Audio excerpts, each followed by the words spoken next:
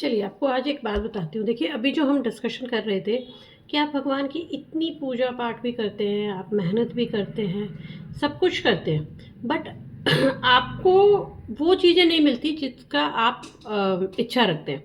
और आपने बहुत ऐसे लोग भी देखे होंगे कि जो मेहनत करते हैं पर भगवान पूजा पाठ उतना ज़्यादा नहीं करते हैं, बट उनको अपनी चीज़ें मिल जाती हैं, मतलब ठीक है। अब इसका पीछे आप मेरे से एक चीज़ बताइए कि आपने महाभारत देखी होगी। अब महाभारत के अंदर कृष्ण जी अर्जुन के साथ थे, और कृष्ण जी अर्जुन के साथ होने के बाद भी अर्जुन के बेटे अभिमन्यु को नहीं बचा पाए थे। और वो केवल अर्जुन का बेटा नहीं था, वो उनका खुद का भी भांजा था, उनकी बहन सुभद्रा का बेटा था। तो क्या भगवान नहीं जानते थे कि आज यहाँ पे चक्रव्यूह रचा जाएगा? क्या भगवान अर्जुन को जाने से नहीं रोक सकते थे कि तुम आज मत जाओ, क्योंकि यहाँ पे चक्रव्यूह जो है वो रचा जाएगा और उसमें है अभिमन्यु जो है उसको मार दिया जाएगा। भगवान सब कुछ जानते थे, ठीक है, कृष्ण भगवान सब कुछ जानते थे, लेकिन उन्होंने ऐसा कुछ भी नहीं किया।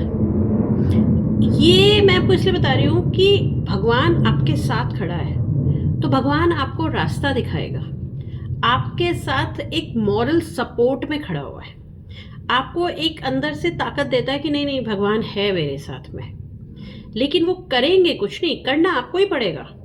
कृष्ण जी ने अर्जुन से कहा था कि तुम मुझे चुन लो या मेरी नारायणी सेना को चुन लो, और अर्जुन ने कृष्ण जी को जब चुना था तो कृष्ण जी ने बहुत क्लियरली कहा था कि मैं अस्त्र नहीं उठाऊंगा,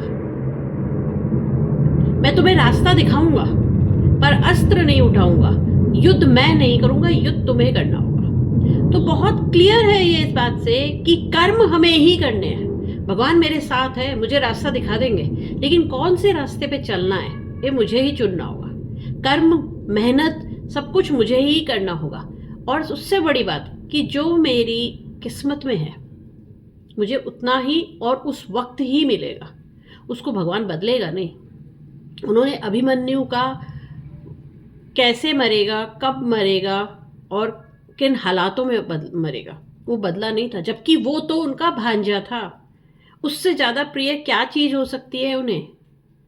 फिर भी उन्होंने उससे उस चीज़ को बदला नहीं था। तो भगवान कुछ बदलता नहीं है, लेकिन अगर आप भगवान पे भरोसा करते हो, ट्रस्ट है, तो भगवान आपको मनोबल देता है, आपको सपोर्ट करता है, आपको रास्ता दिखाएगा। बहुत बार आप देखना आपके पास गाइडेंस आती है जिसे हम इग्नोर कर देते हैं।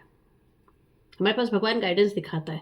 जब भी हम किसी दो रास्ते के बीच में एक को चुनना चाहते हैं तो हमारे मन से एक आवाज़ ज़रूर आती है, हमारा सबकॉन्शियस माइंड हमें तुरंत एक आंसर ज़रूर देता है, पर हम उसे सुनते नहीं हैं।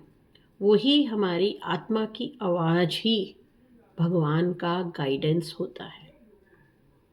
भगवान भेद नहीं करेगा कि मैंने ज़्यादा पूजा कर दी, मैंने ज़्यादा प्रसाद चढ़ा दिया तो मेरा साथ ज़्यादा देगा, उसने कम करी है या उसने नहीं करा तो भगवान उसका साथ नहीं। भगवान के लिए सब बराबर है। हम सब भगवान के द्वारा ही तो रचे गए हैं, तो मैं याद करूं या ना करूं, मेरे अंदर भगवान है, तो वो भेदभाव नहीं कर सकता। समझ रहे हो आप मेरी बात को?